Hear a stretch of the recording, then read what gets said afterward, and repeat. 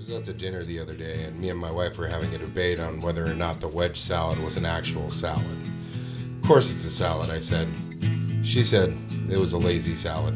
It's like the chef just stopped. It's more of a vehicle for blue cheese dressing and bacon and tomatoes. And, iceberg doesn't really... Hey everybody, welcome to another edition of Bay Area Mukbang. I'm here with my friend Josey Baker today.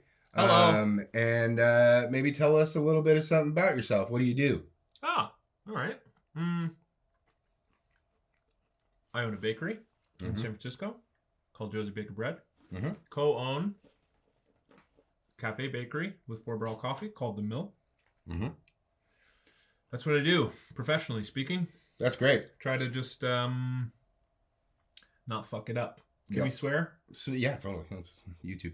Try to not fuck it up. I'm Dan, and we got food today from a very, very great spot in Oakland on Grand Avenue called Samurai Sushi Boat. The owners are super duper sweet. Wonderful people. Yeah, that was insane. We went and ordered it. Today was the first time I actually ordered with a guest. We walked in there, and maybe you can tell us a little bit of something. Why is that place special to you? Yeah, I started going there with my wife and son. We lived in Oakland for 7 years, and we started really going there a lot a few years back. And, my son's a little bit of a picky eater, and it's also nice to be able to walk into a restaurant and have the food already made. Hell yeah. And so, there was a period there where we probably went there, I don't know, a couple times a week. Yeah, because they do the conveyor belt sushi. They do the conveyor belt sushi right on the boat. Best. You just grab it. Yeah. And so it's been helpful as well. Cassidy, my son, has... he's expanded his horizons. That's what's up. As he's seen that food just go around and around and around on those little boats. It's entertaining as hell. It is entertaining. You So pick I love them it. up. Yep. Yeah. And that's how I think I definitely used to eat more like, if I would go to a sushi restaurant, I would tend towards the more complicated rolls. Yeah. But since I've spent so much time at Samurai Sushi Boat, I've definitely moved towards the simpler sushi expressions, nigiri and sashimi. Yeah, being satisfied with just a good piece of fish. Yep, yeah. Exactly. What's it called? It also seemed like you have a relationship with the owner as well, and that's something super special, and that's something that I like about doing these interviews is hearing what relationship a person has to that business. Yeah. Whether it's like a spot where they go when they're super hungover, or it's like a spot where they go with their family, or a spot where they go just to impress somebody with like a good, middle of the way, absolutely fantastic lunch for a reasonable price. Yep. Which this was for all this food and at a Japanese restaurant, it was not bad. Reasonable. Yeah, totally. Yep. Yeah, my experience there very wholesome. I'm always in there with my son and my wife, and it's near where he goes to after school, and not that far from our house. Yeah, and it's an easy weeknight spot. Totally, because you can just go in and out. Exactly. Yep. Yeah. There's a great bookstore right down the street, Walden Pond Books. Can we crack this, DC? Yeah, totally. Yeah, we're gonna let it rip. Diet Coke. Diet Coke. What you texted me last night, can I be an asshole and get a Diet Coke? I was like, who gives a shit? Just get a Diet Coke. You want to drink a Diet Coke? I just love a good Diet Coke. What can I say? Here at Bay Area Mukbang, we do not... You don't judge? We don't judge. Just eat it. I'll tell you what I also love. A nice CZ. Coke Zero. Coke Zeros are great. It tastes like Coke. Coke Zero is a little sweeter. Is it? A little less acid. Yeah, my wife doesn't let me keep this stuff around the house. So it's reasonable. I got to do it when I go out like this. This is the best. It's going to kill us. Yeah. Totally. So we're all gonna die anyway. So yeah, totally. I might as well enjoy some diet sodas in the process. We already talked about the universe today. We can go deeper into it, but I want to know about your business. Okay. So what is so the business is called Josey Baker Bread. Correct. It's at the mill, and I got notes always. How did it all come about? Like, how did you start it? How did you like? What was the lead up? Yeah. How did you get there, and like, what made you take the leap into small business ownership? Sure. So it was 2010, and I was living in the Mission in San Francisco. That's crazy that we were in such close proximity. We were rolling in the same circles. Yeah, I remember you. Really? I remember your eyes. I just remember learning about your beautiful bread. eyes. Yeah, totally. I do. Yeah, I stare at people blankly with dead eyes often. It's like, oh, that guy's got amazing eyes. So I was living in an apartment with some friends in the Mission, and I was working in Berkeley at that point. I was working up at the Lawrence Hall of Science, and I'd kind of just lost the passion for that job. Yeah. And as you do, wanted to figure out what to do next, and I was actually really close to going back to school for psychology. So I've been volunteering and taking classes for the last year or so. My father was a career psychotherapist. My mom, mom was a nurse. Yep. And that badass dude that I met at the baseball field. That's him. Yep. He's cool as hell. Yep. So he was a drug and alcohol counselor for his whole professional career. And that in part influenced. I've been in therapy for 20 plus years, and just think it's been very helpful for me and necessary. I like thinking about all that stuff. And so anyway, I was very close to going back to school, and I missed the deadline for applications. And I was kind of like, Jesus, am I gonna really keep volunteering and taking classes for a whole other year? And I realized in that moment that I actually didn't want to lean into that whole world and that industry. And so I kind of went back to the drawing board, and shortly after that, a childhood friend of mine, George, was staying with me. He was just backpacking around the country, and he was staying with me, and he had a sourdough starter with him. Yeah, I read that in your book. And yeah? Yeah. I dove into it a little bit. Should I skip over this? No, not at all. Because it's a pretty great story. Oh, thanks. I like it. And the short version is he gifted me the starter and gave me some instructions for how to make sourdough bread at home. And I tried it. The bread was okay, and I really liked the process, and I really loved being able to share the bread with other people. It was very deeply fulfilling to me. Yeah. And so I was doing that. I just kind of wow, this is a new hobby. It's amazing. I can make bread at home. And started giving it away to people because that was really fun. And at a certain point, my neighbor, Michael, said to me, I'll give you a few bucks for this bread. Oh, sick. And I was like, you don't have to pay me for the bread, man. Yeah. And he's like, I mean, I'm happy to. And I was like, I trade the bread for money. You got bread for money. Yeah, you got money for bread. And that was when the light bulb went off. Bread is money. Yeah. And started selling it to my coworkers and friends, and then started selling it in a shop in the Mission. Did you just walk up to people and be like, no more free bread? Somebody just gave me $5 for this loaf, so no more free bread. Got drunk on that power. Yeah. Well, I definitely was a loudmouth about it, which was a big part of how I was able to turn it from a hobby into a job pretty quickly. Was I just would talk about it with anyone and everyone who was interested or who would listen. It is something to be proud of when you pull a loaf out of the fucking oven. It is, and you're just like, whoa. Yeah, it worked. It is, the patience involved and everything. It is elementally satisfying. Yeah, for sure. Sashimi. That's good. That's a good idea. So and so I was doing that and started selling it to friends and neighbors and coworkers, and then the folks from Four Barrel Coffee. I was baking out of my home at that point, and then started baking at Mission Pie, at Pizzaiolo. And Mission Pie isn't there anymore, is it? It's not. No, they sold those it pies to. Were good. Yeah, they were great. Very, very cool people too. They're super inspiring to me, and very helpful to me at that point. Just explaining to me the ins and outs of starting and running your own business. Yeah, you gotta have those business mentors. Totally, you have to. And the folks from Four Barrel invited me to do a project with them, which ended up becoming the mill. Type. And is that where you started milling your own flour? yes.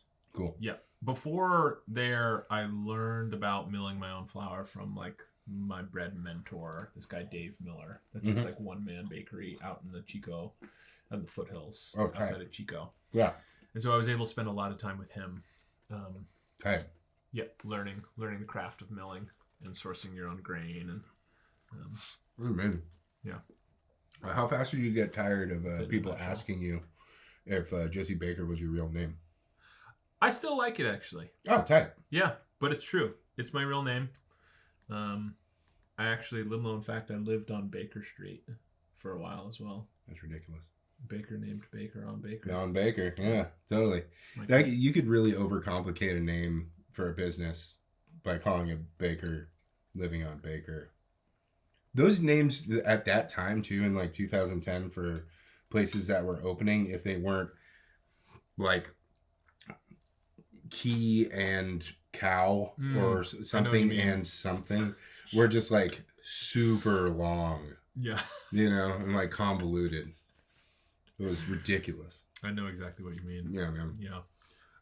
Did you bake before your friend gave you that sourdough starter at all? Like making cookies or not really. I was I was comfortable in the kitchen because I like to think because of my mother and her cooking, and I was just like curious about it, and so she would teach me things. And my dad did a little bit of cooking, but mostly mom. But very little baking before that. Yeah. But I really, really liked it. And I still really like it. I just made some dinner rolls at home just the other night. Oh, yeah. Yeah. Fresh dinner rolls are the shit.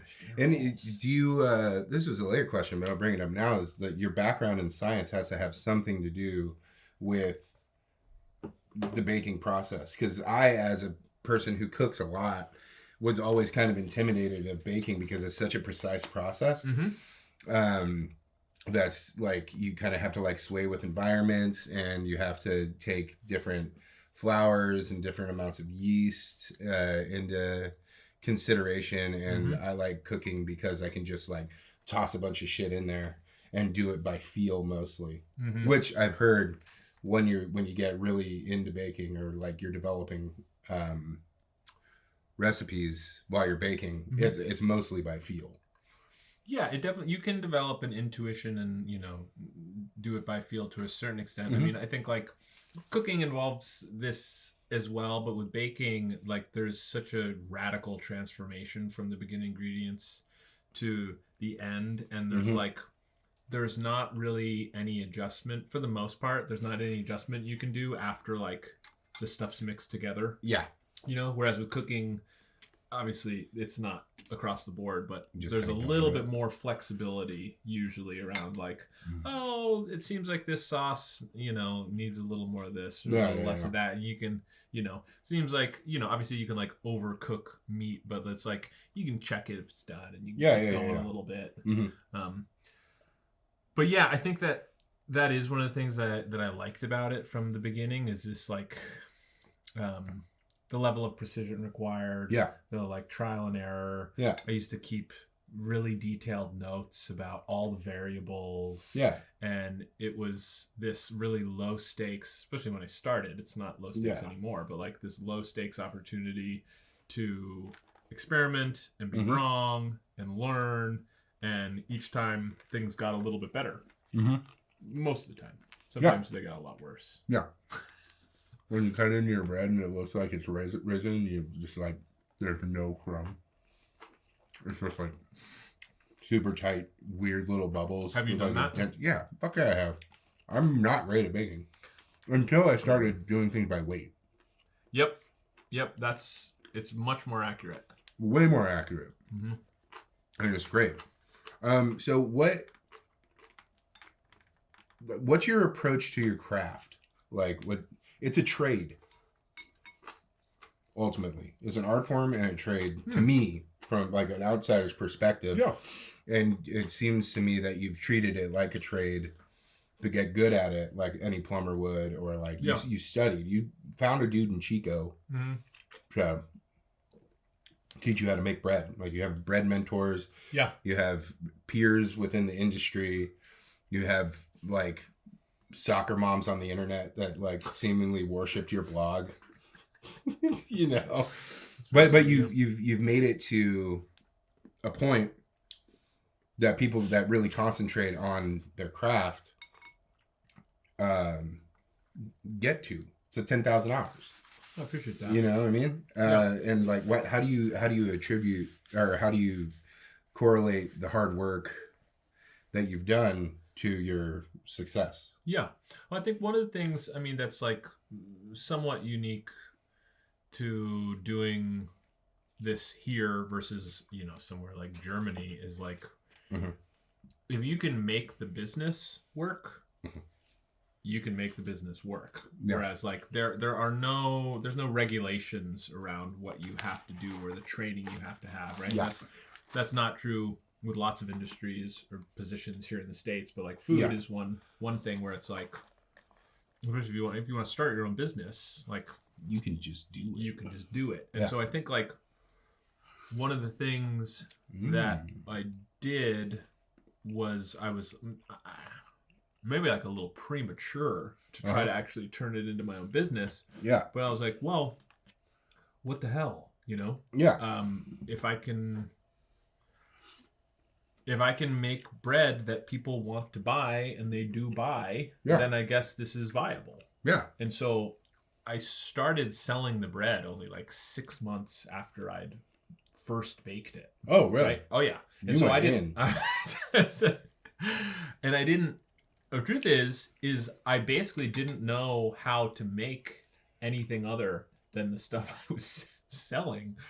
But, you know, all I can say is I was able to, you know, sell something that people were willing to buy. Yeah. And so, you know, if you can do that, you have a business. So it's good bread. But thank you. But by I mean, like good bread is something that people line up for. Yeah. So it's like, I mean, you had to take notice at that time of like Tartine Bakery, just like the line down the fucking block, and you're like, wait a second. Of course. My loaves are pretty damn fucking good. I'm gonna sell those things. Yeah, and I mean, like, it's definitely. I wouldn't have been able to do what I did here in probably most other places. Yeah. Because there's a demand. Yeah. For that, you know, like if I don't know about that. Well, there's a bakery in every town in America, you know. Yeah, I mean, maybe. Yeah. Maybe you're right, but I mean, part of starting and running a business is like making sure that you have enough of a customer base. True. And yeah, you could say like, well, every community needs a baker. And there's probably some truth to that, but there's already a bunch of great bakeries in the Bay Area, right? And now there's even more. Yeah. And so, and I think that just speaks to like, there's a really high demand for artisan bread here. And so yeah, I consider, you know, myself and my business like really fortunate to be able to operate, you know, how we do, where we do. Because I mean, your bread is fantastic, but I really appreciate like an honestly portrayed business, and that kind of it comes out in your writing and like your social media posts, like the way you approach it. It's just you talking. Yeah, it's and always like, just been me talking. Yeah, that's your writing voice is so strong, and like I got to meet you before I read your like stuff. Yeah. Because we met as baseball coaches for our son's baseball team. Yeah, we're a couple of great dads. Wholesome. Anyways, so I got to meet you there. You are a great dad. Thank you. You're a great dad too. I like the way you dad. Thank you. I like the way you dad as well. It's pretty cool. This is lovely. Patience. Takes a lot of patience. Yeah, that's true. Anyways. I think like a huge portion of it is you and the way you portray yourself in your business, and you're not blowing smoke up anybody's ass about your bread. Try not to. No. Yeah. And it's just like it's so good, like as like business owner to business owner, to see that because that's something that I try to bring to mine. And it's just like, it can't be anything else than just what I have to put forward. Yeah. And like, aside from like selling yourself and having to do that, like, fuck it. You know, I saw so many like disingenuous businesses trying to emulate something that they weren't, just through branding and like, just like putting this thing that they thought that they had nothing to do with. Right. Put it in front of people and be like, okay, buy it. Right. You know, Yeah. and that eventually goes down. But like when you have like a super full and genuine approach to your business, it reflects that. You know what I mean? People love your pizza. People love your bread. People love the book. People love the way that you share your knowledge, you know? You just make me feel good about myself now. Well, yeah, but it's just like, I think that's great, you know? Yeah, I think that like I have always, even when I was really little, I was like intrigued with the idea with like with the buying and selling of things and marketing and branding and like I think that's probably why you fit into that area at that time. What do you like mean? When you started your business, everybody's like branding and stuff. Like, yeah. There's so many people down there that were like, I don't know what the fuck you do. And they're like, oh, I just do like branding. It's like, you surf every day. You know? Sorry, I cut you off. Well, yeah, I think that like it seems like, I don't know, like a nice way to be able to do things if like you can, and I feel very fortunate that I found bread or that bread found me because it just felt like this. Once I started doing it and I was like, oh wow, I can make something that people want to buy. Like, this is amazing. And so then for me, it just became this like really, really clear, simple process of like share it with people. Sure. Get their honest feedback on what they like about it and what they don't like about it. And like that happens like that still happens like all up and down with my business as far as like decisions that I make in the business. It's always I don't just make a decision in a vacuum. I'm like, I talk about things with all of my team, and I'm trying to, I'm always just trying to find a path that like where I can keep as many people happy as possible. Yeah. And like can find the best answer to whatever question I'm asking. And so when I was just starting out the business, it's like I'm just experimenting things and like inviting critical feedback about stuff. And so like that very much shaped the way I approached the whole thing, and it's totally shaped like the brand, which is just like, okay, what resonates with people? What kind of catches people's attention and like is something that I feel like sparks joy and like has value. I don't know where I'm going.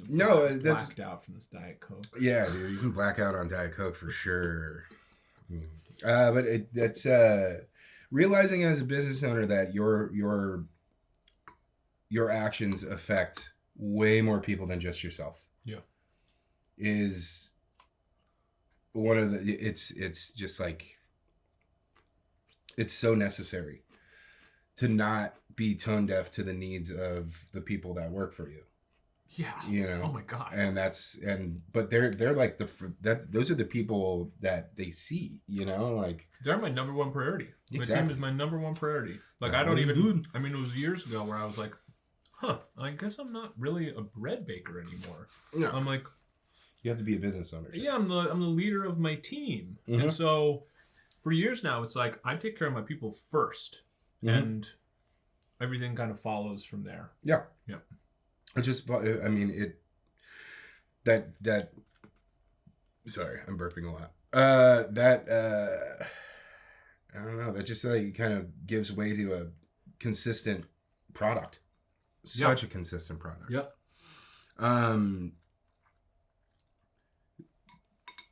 Total tangent. Who's your top celebrity chef?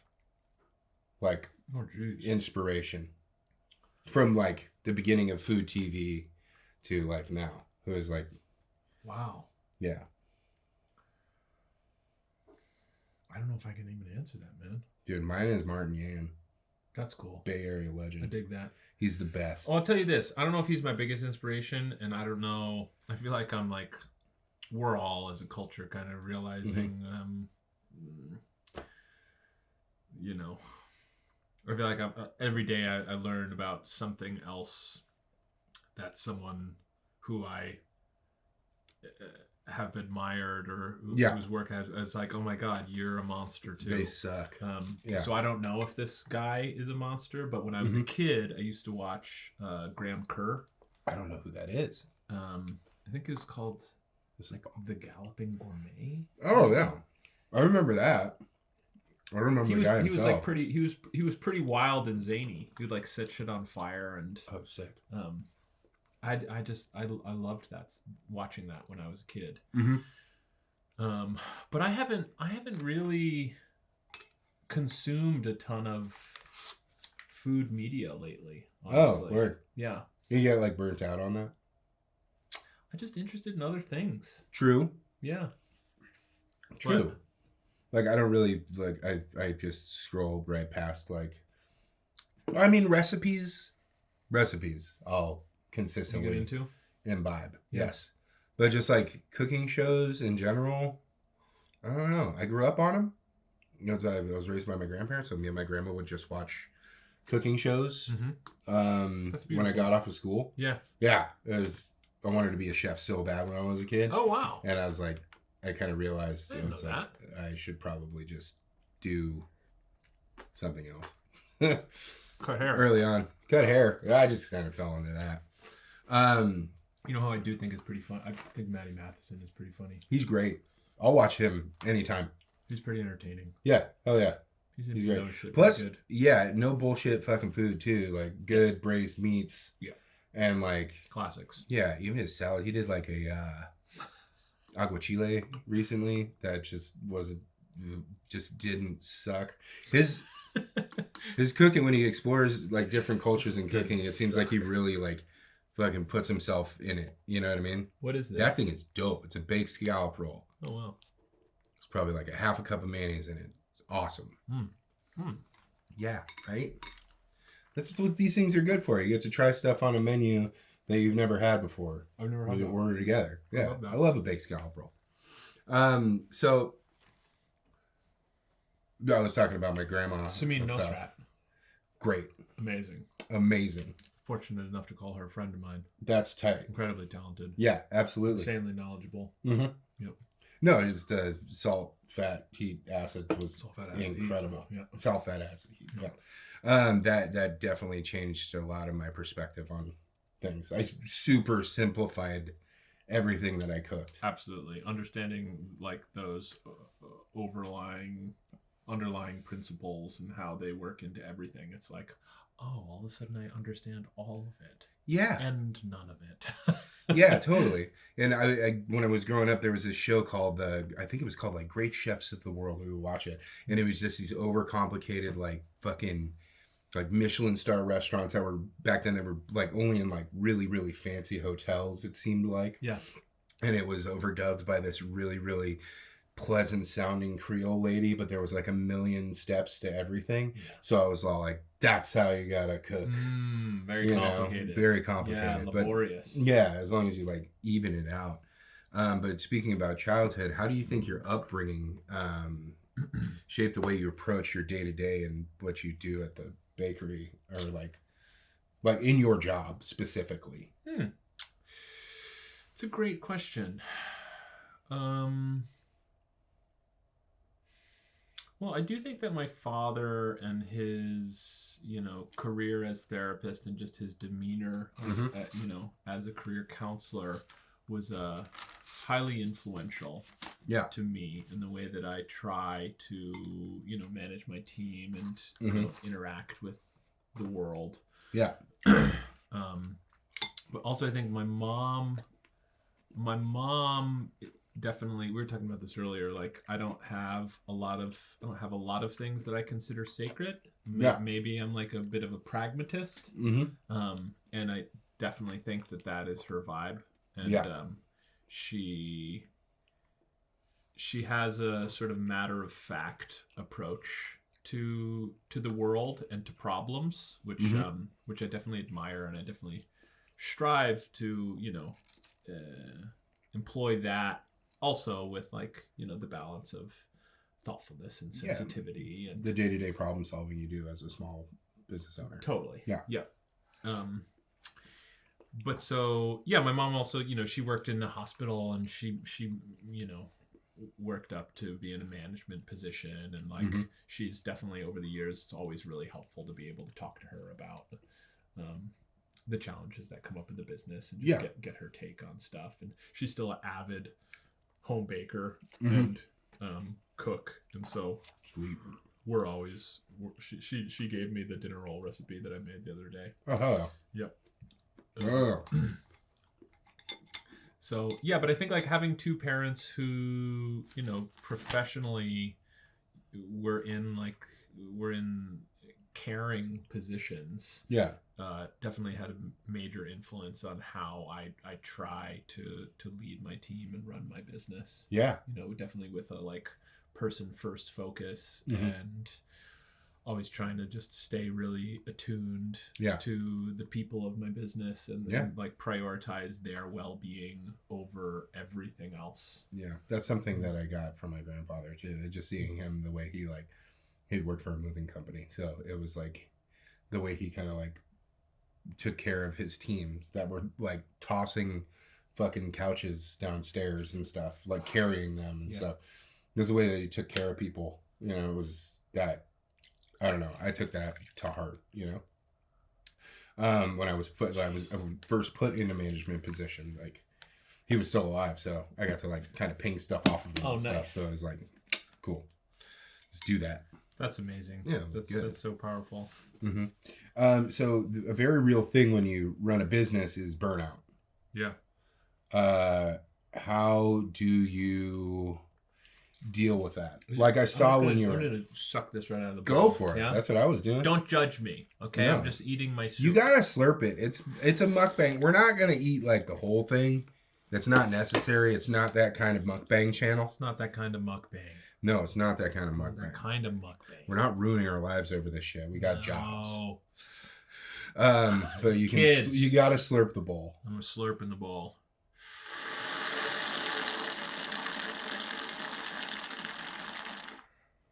That was a proper slurp, dude. Yeah. Not that kind of mukbang. Do you eat garnish? Like the jicama? I eat that shit all day. This is so good. All day, every day. It's the best. Eat your shiso, garnish. Eat your garnish. Eat your shiso. Slurp your soup.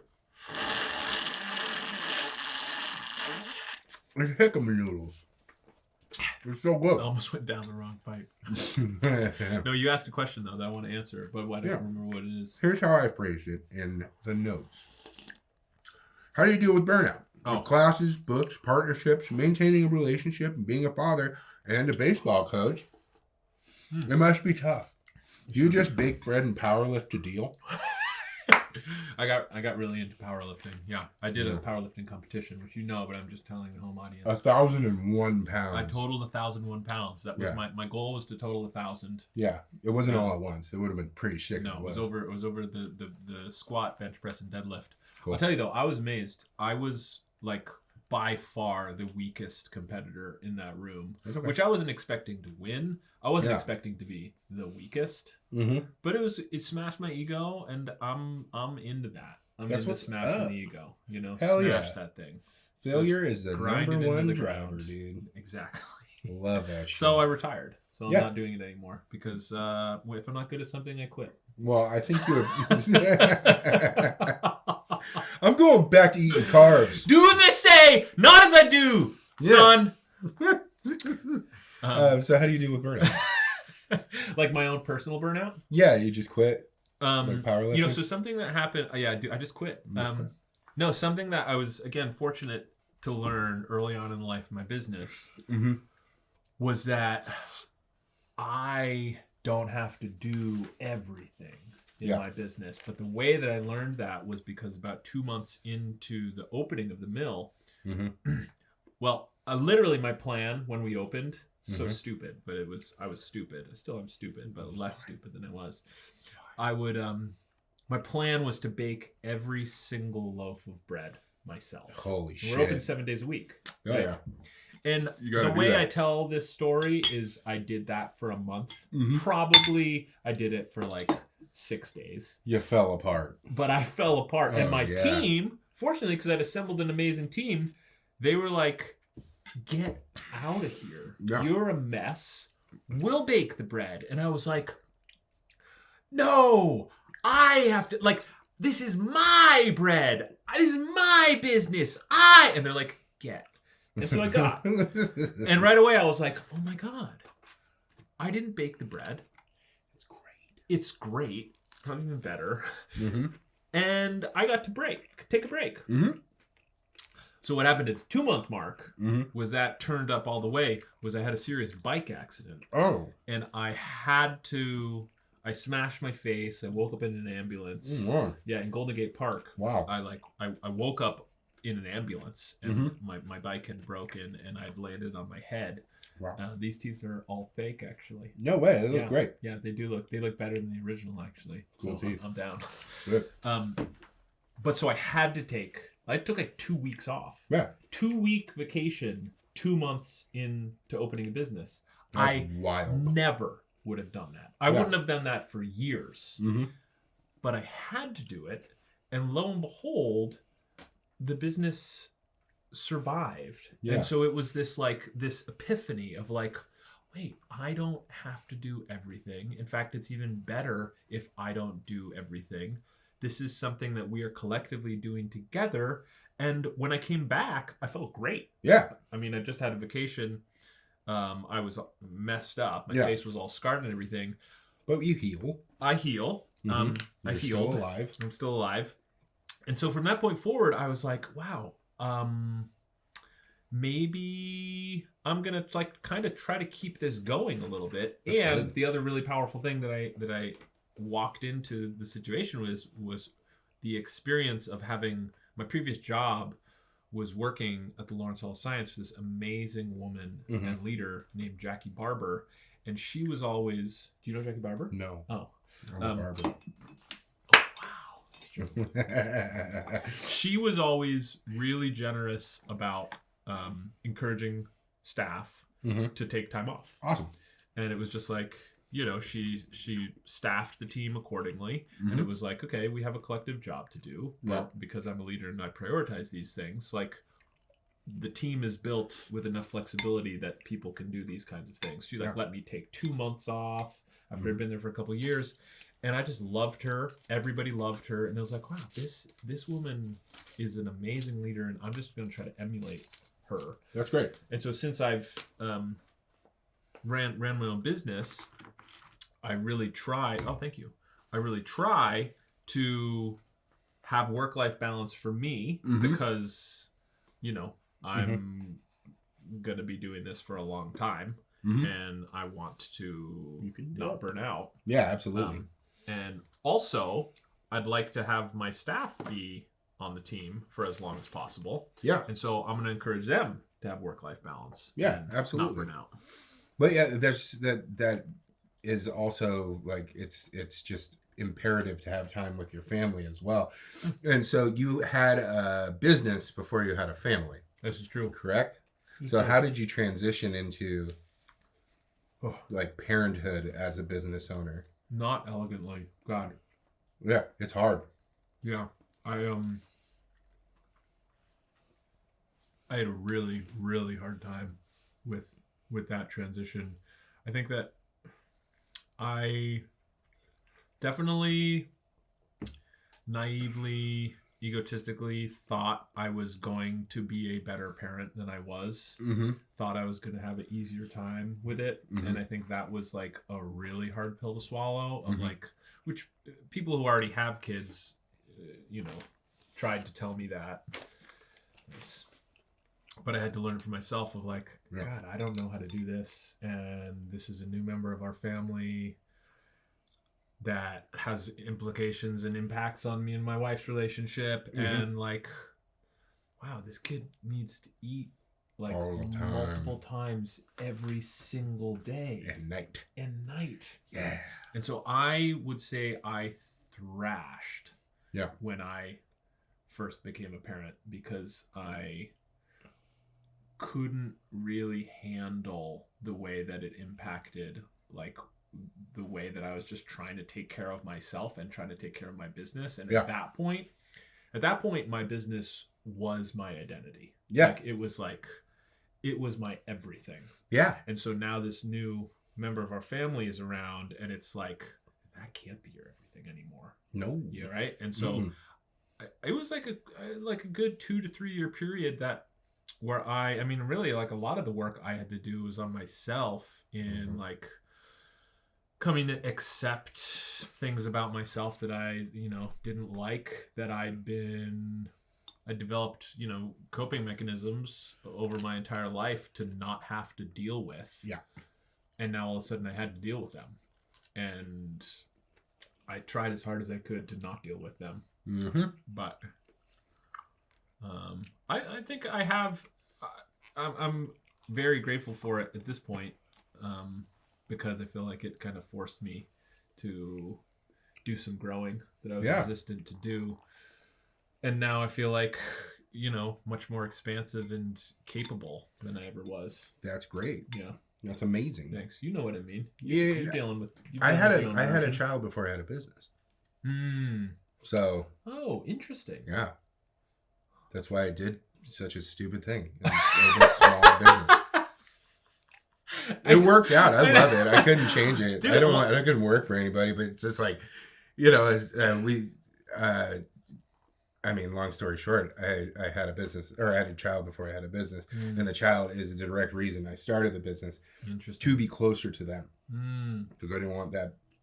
Like, it was in San Francisco. I was working in San Francisco, and I was commuting back to Oakland. And I was all like, I'm getting rid of the pond. Like, I just don't want to have to keep it all on one ride side. my motorcycle from San Francisco all the way around the bottom of this bay to like get back to home if anything happened, So that's really what drove me to do it. But it was an insane time.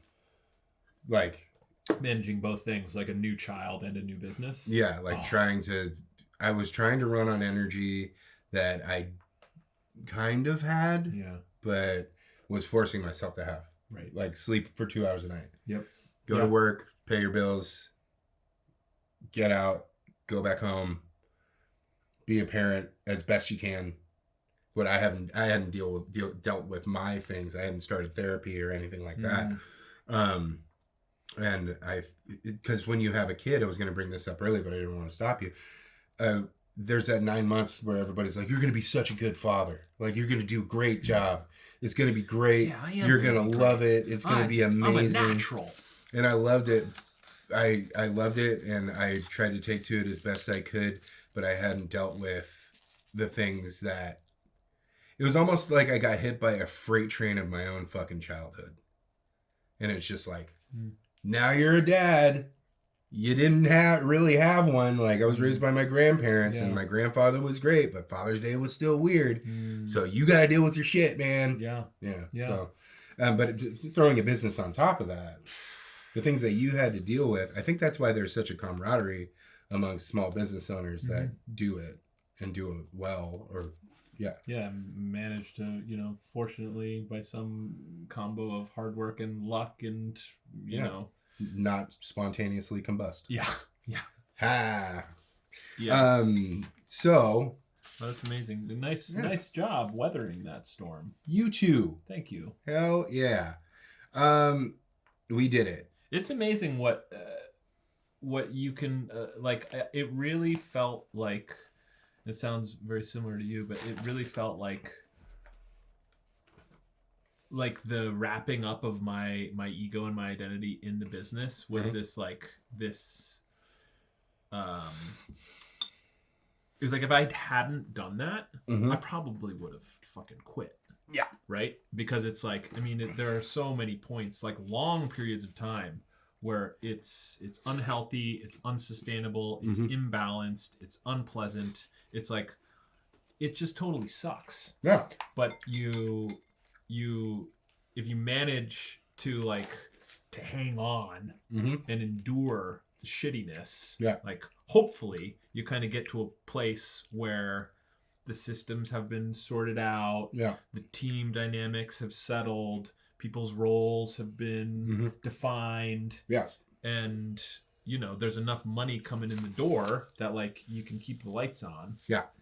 But not for the faint of heart. No. So what are the similarities between having a child and having a small business to you?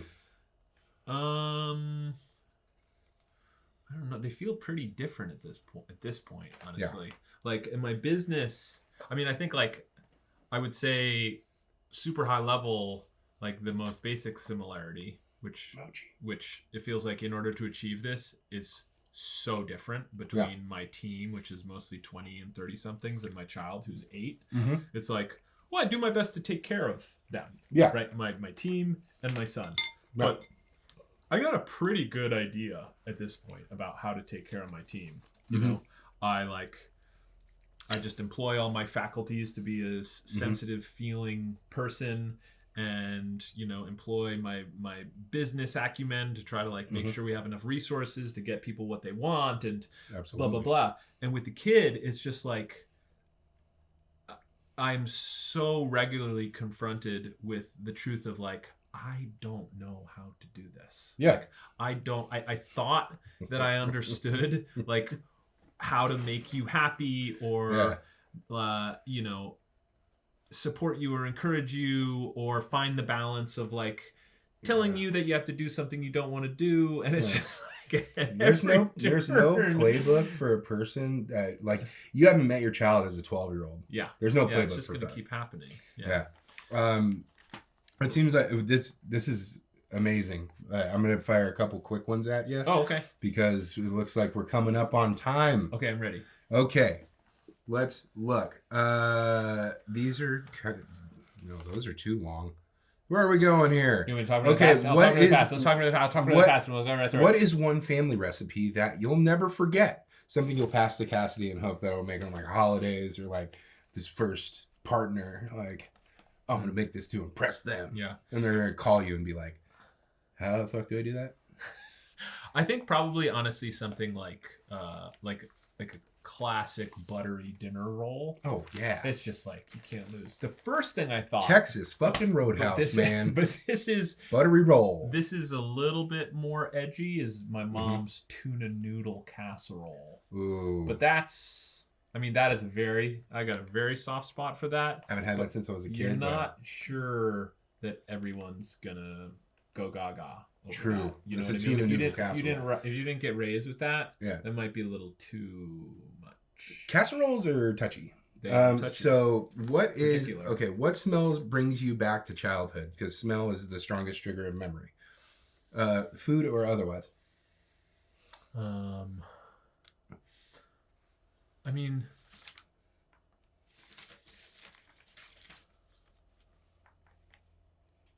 I think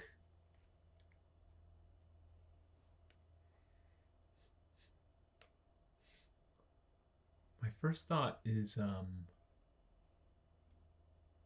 Christmas tree. Tight. Yeah. Yeah. We'll leave it at that. Tight. It took me a little while, though. I had to probe. Yeah, dude. The Christmas tree can bring you back to some shit. I'll tell you what. Cooking down maple syrup too for sugar on snow. Oh yeah. Ooh. You ever had that? Sugar on snow? Take maple syrup and cook it down, and then you pour it on the snow, and it turns into like crystallized maple candy. Oh no. Yeah. Whoa. Major. I'm from California. Right. Not a cold. Yeah, I know. My son doesn't know about sugar on snow either. Yeah, totally. No. I didn't know what a proper jacket was either until I went to fucking Poland. Also, what's your favorite sandwich?